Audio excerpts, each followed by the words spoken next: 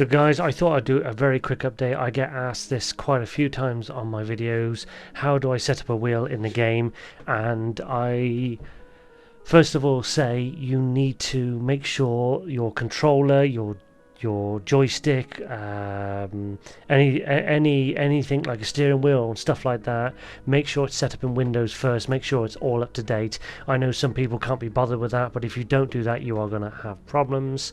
So this is what I do now. I've got my Thrustmaster plugged in, and I've also that's my wheel, sorry. I've also got my shifter plugged in, and on the Thrustmaster, once you install all the software, which you can download off their website, and of course this would be different for Logitech and so on and so on. Once you download your software for your wheel and so on and so on, boot it up, and as I said, I've got my Thrustmaster firmware updater here, and I've got my wheel here, and then I've also got my shifter.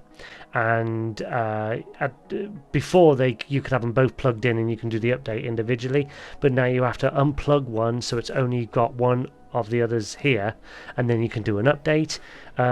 Also as well, once you've done that, to make sure it 100% works in Windows, is I go down to the search box and type in controller.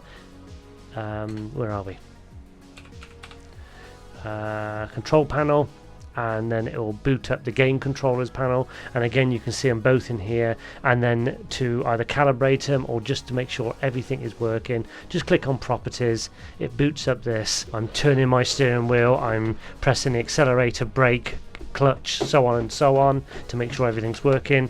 I'm pressing buttons on it, make sure all those working. And then of course when you go to the gear shifter, we click on again properties, and there it is in front of you. And again you can move it up and down, left and right in different gears, and so on and so on. And that's what you do. Once you've set it up like this in Windows alone, you should have no problem then trying to run it in a game. The only problem you're going to have is if the game does not support it. That's it.